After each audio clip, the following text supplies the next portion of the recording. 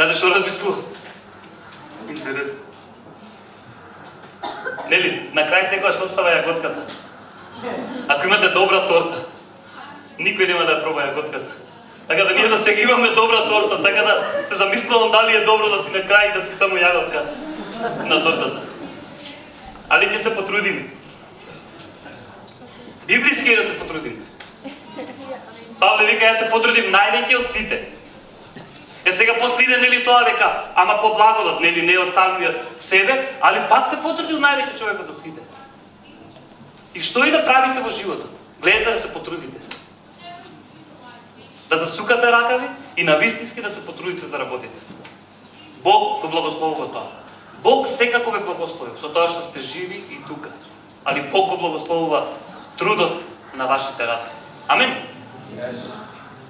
Као мал лувото. Како ни беше песната, химната? Ако синот не ослободи, ајде сите. Вистина сме слободни, јас сум дете на Бог, да јас сум. И после, не ми текно, како беше? И во домот мој татко ми, место за мене подготви, јас сум дете на Бог, да јас сум. Холандјаните пеат на македонски, веќе научиле. И понекогаш луѓето ќе дадат колати и може дури да не посрамотат. Ние уште на македонски не ја знаеме, а они веќе ја научија. Браво за хвалатскиот тим. Браво и за сите што дојде. Браво и за романскиот тим што уста отвора, ги видете. Браво за тимот од Данска.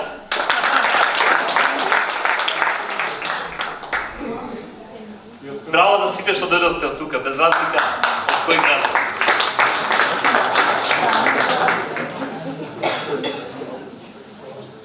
Ако се што правиме, тоа го кажав синоќе, али за некој што не беше тука.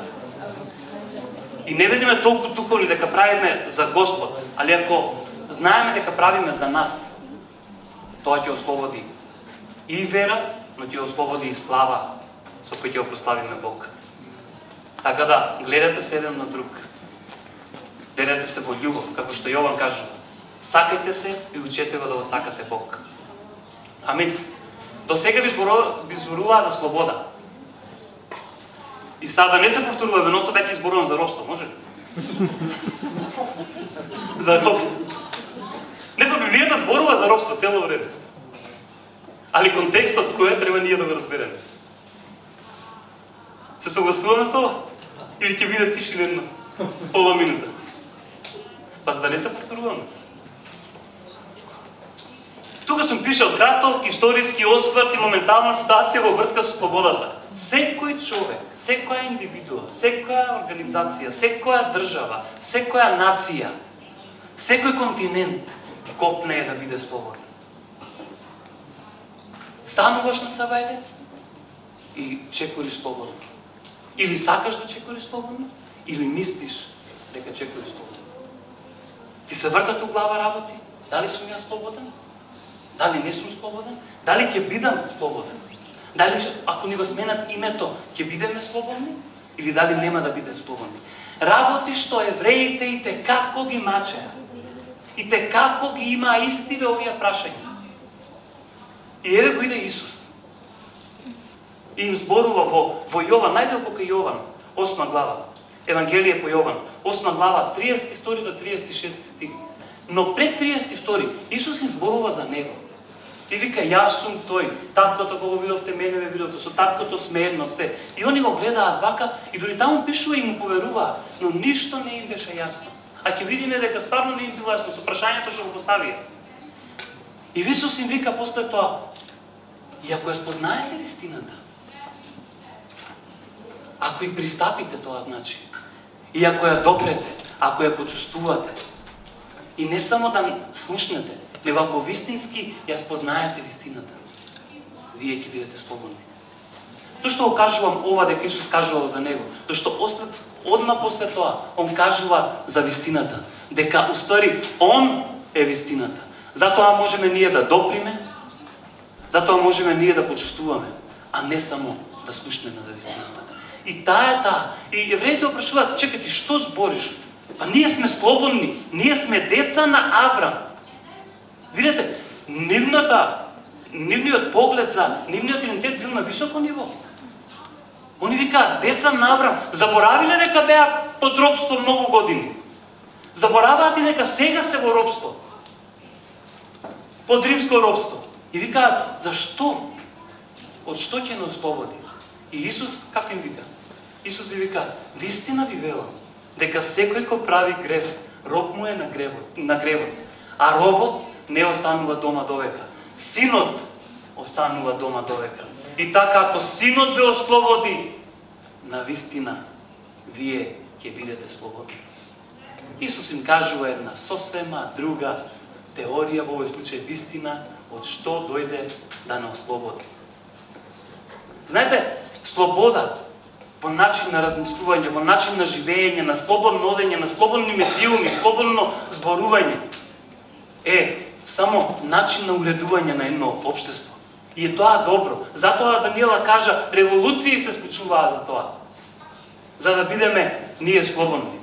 Но не може да биде човек слободен, ако однапред не дозволи Исус да го ослободи. Затоа Исус им кажува тука, не, дечки, да, после тоа вика, јас знам дека сте вие деца на Аврам, али ја дојдов да го ослободам од гревот, од грешните размислувања, да го ослободам од вашиот лажен идентитет и да ви донесам вистински идентитет. Идентитетот, дечки, ајде вака, знам дека е на крај, но ќе сконцентрираме. Идентитетот е многу битна работа за слободата во вашиот живот. Ако знаете кој сте, вие ќе знаете дека сте на вистински слободни. Ако знаете, зошто песната вика, ако Синот ве ослободи, вистина сме слободни, јас сум дете на Бог, да јас сум. Нема некоја смисла во песната, ако одиме по тој редослед. Но идентитетот за вистинската слобода е многу битен.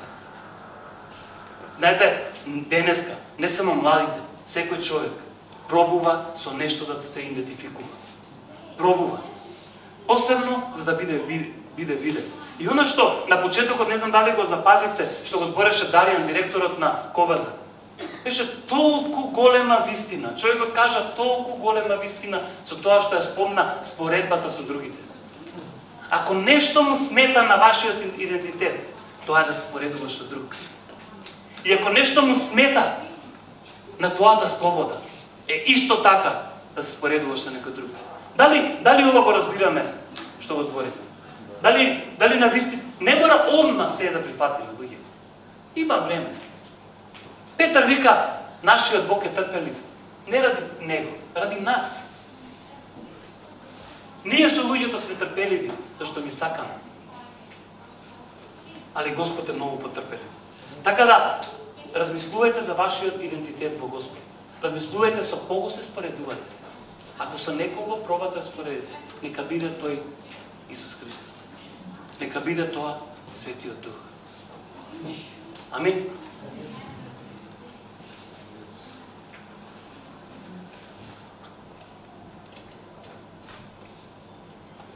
Ќе продолжиме со проповедта, но имаме едно силно,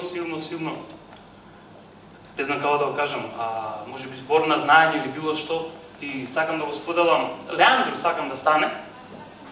Леандру, слушаш? It's okay? Yeah. Со овој човек се запознавме прв пат на месенџер. И сега се видовме. И да го видите сите. Јас сум човек што и еднаш да се пише со човек ми е пријател за секогаш. Тако се.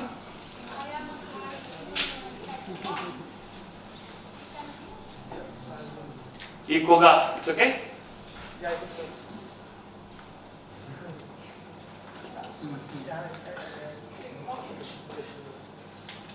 И кога ќе се запознам со човек на било каков начин, ја размислувам за истина. И сега не можам многу да размислувам, зашто не те знам многу. А викам, Господе, што да му кажам овој човек кој ќе дојде? Те гушнав, те поздравив, но викам, дај нешто да го охрабрам овој човек. И ми дојде зборови. Силата во неговиот живот се луѓето околу него. Радоста за луѓето е силата негова.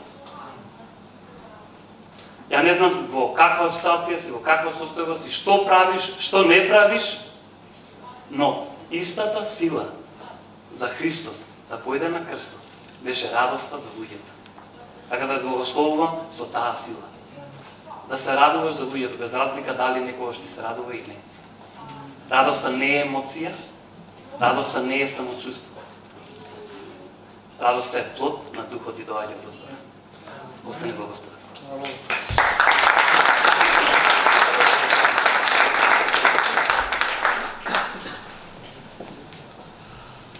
Тука сум пишал, слободата не можеш да ја изгубиш, но можеш да ја загубиш свесноста за неа.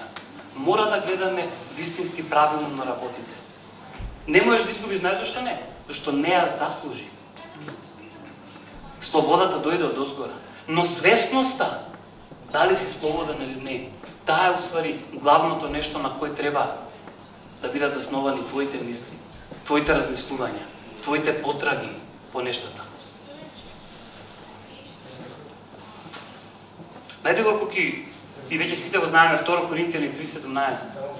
Овој стих го гледате нонстоп на Facebook, го гледате нонстоп на ќе речев Twitter немаме, на Instagram, на видеата и тоа е она каде што, зашто Господ е дух, а каде што е Господовиот дух, таму е слободата. Тоа го кажа и Даниела. Знаете ли каде е духот? Каде? Во нас. Во нас. Каде е слободата за вас? Во нас. Во нас. Таму каде што е духот. Таму е слободата. Пак ќе кажам, свесноста за слободата. Јас се молам свесноста за слободата да расте во нашите животи. Амин. Да се живее слободно е да се живее под духот и тогаш нема да исполнувате похотата на телото. Овие се тешки зборови похотата. Али се толку вистинити и толку знаат да не ги оттргнат мислите, да не оттргнат целосно нас од она за што сме повикани, а да живееме во слобода. И затоа овие работи, она што збореше и Дакс за неговото сведоштво, никогаш не смеат да бидат табу, не само во црквата, било каде. Треба да се зборува, за да дојдеме до вистинска поука. Тоа што е во нас слобода, ни поставува стандард, така и да живееме. 2 Петар 1:6. Знаете, слободата не е наивна. Господ не е наивен. Сте размислувале за ова? Господ не е наивен. Слободата ич. Али најзлоупотребена работа од страна на луѓето е токму таа слобода.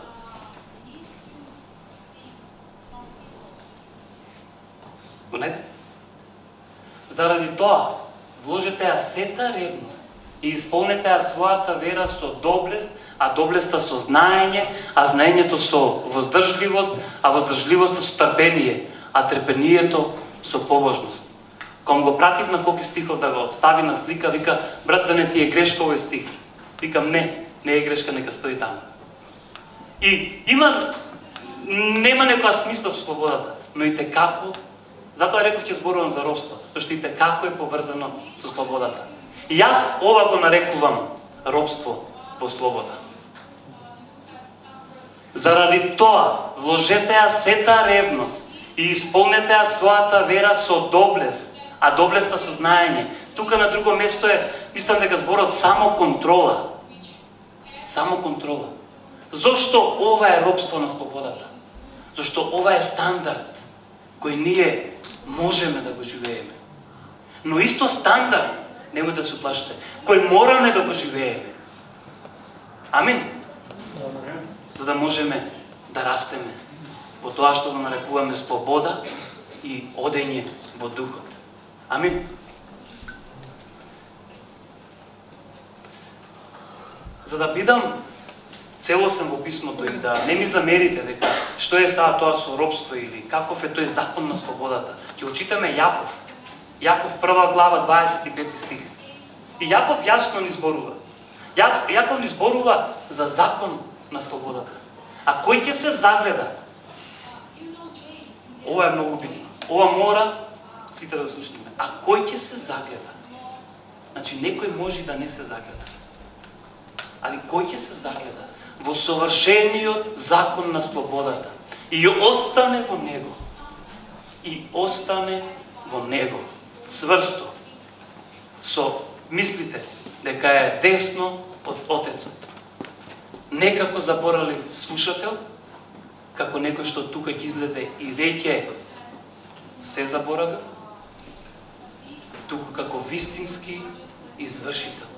Видете ја компарацијата. Не вика некако заборалив слушател и најверојатно требало да биде него како некој што не заборава. Не. Него вика дело како вистински извршител. Тој ќе биде блажен во својата дејност. Амин. Амин. Вау. Ти, тука кажува, ти, јас одлучуваме дали ќе останеме во слободата. Ние одлучуваме секој за себе дали ќе останеме во слободата. Знаете што е убавината? Што и да не останеме. Ние и паѓаме, но и растеме во Господ. Така да постојано сме во тој Божји план. Затоа не е ова порака на страх, него е напротив порака за охрабрување. Дека сме на добар пат и на вистинско место. Амин. Амин. Многумина ветуваат слобода сум пишал, но не можат да испорачаат, зашто самите они робуваат на многу работи. Што во животот ќе дозволиш да те надвладее, на тоа ќе му робуваш. 2 Петрова 2:19. Што во животот твој ќе му дозволиш да те надвладее, на тоа ќе му робуваш. Знаете тоа што значи? Им ветуваат слобода, самите и робуваат на расипаноста, зашто од што е некој победен, на тоа и му робува. Тоа значи, ако дозволиш да те надвладее духот, него ќе му робуваш. Амин. Ако дозволиш да те надвладее духот, него ќе му робуваш. Како што одиме, ја мислам дека се повеќе и повеќе го засакуваме зборот робство во вистинска смисла и конотација на тоа што Господ сака да ни го каже. Ајде во Галатите 5:1. Многу убав стих. Ете. Луѓе, да не се навраќаме на работите од кои веќе бевме ослободени. Имате луѓе меѓу вас што некои многу повеќе биле ослободени од многу повеќе работи, некои од помалку, но колку и да се тие работи, немојте да се навраќате на истите. Зошто? Да бидеме робови на нешто што веќе сме виделе дека не чини. Бидете цврсти и стабилни во вашиот од со Господ. Христос ме ослободи за слободата. Според тоа стојте цврсто и не подчинувајте му се пак на робскиот јарем. Еве во тоа што ви го кажам. Немате потреба. Понекогаш и ако имате желба, вие немате потреба ова да се случи. Амин.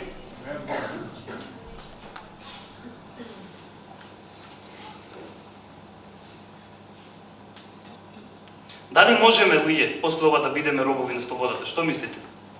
Ајде, јас додека се напијам вода, размислувајте. Што мислите? Ајде вака. Јас сум отворен на личност и секогаш отворено зборам за работите. И ќе направиме едно прашање. Што мислите? Дали после ова сакате да имаме последната, така да кажам, служба или точка од сето ова и да имаме прашања и одговори? Или мислите дека е доволно? Па да останеме да се подружиме малку, ако има молитва да се молиме, ќе слушнеме уште една песна и ќе биде доволно. Сакате да гласаме? Ја мислам дека е сосема доволно. Прашање и одговори може меѓу нас. Може ли така? Океј, супер.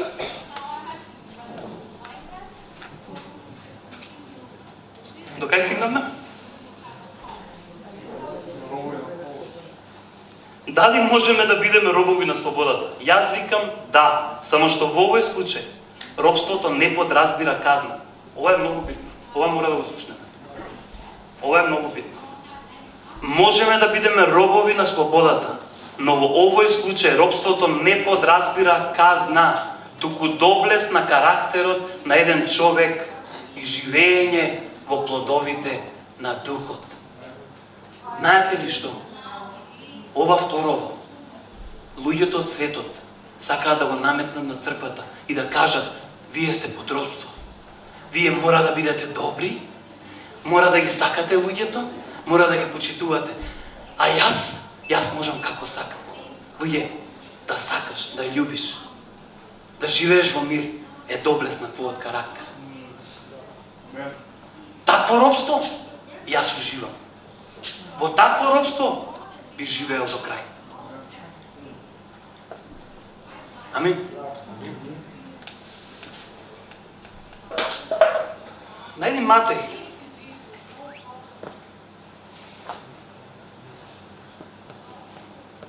Мора да зборуваме за овие работи. Библијата пишува на едно место, вика: мојот народ гине од незнаење. Зошто да не се дружиме и да не ги разјаснуваме сите овие нешта? Зошто да не отвориме Библија и да видиме што писмото говори за ова? Зошто да не појдеме и да прашаме? Знаете ли, кај нас е тоа, има многу убави изреки, али тоа е сосем усари библиски. Кој пита, не скита. Тоа е на српски, или кој праша, ќе дознае. Тоа е многу убава работа. Да прашуваме луѓе. Никогаш не е срамно да се прашува.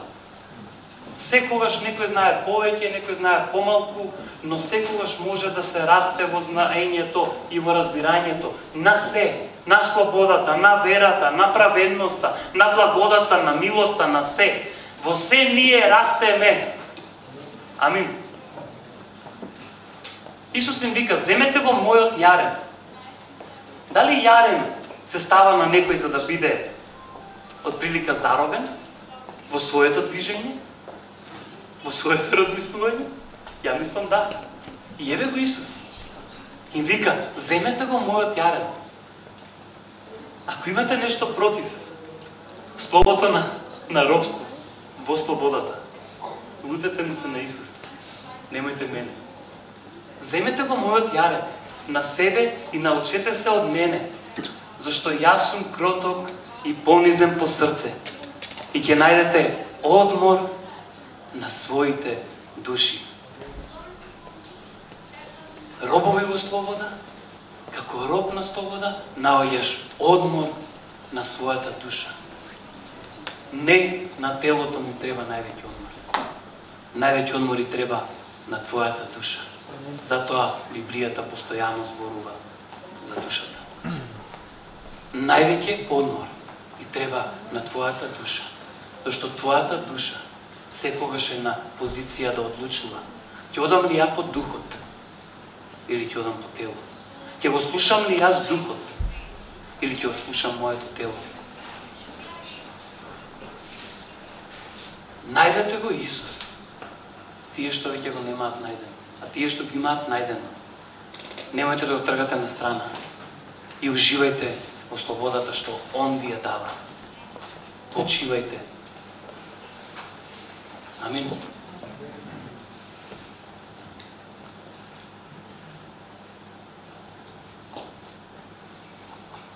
Тука сум пишал, во Матеј Исус не повикува на робство, но не робство како што светот го познава и практикува, туку на јарен кој е благ и кроток, зашто самиот Он е таков.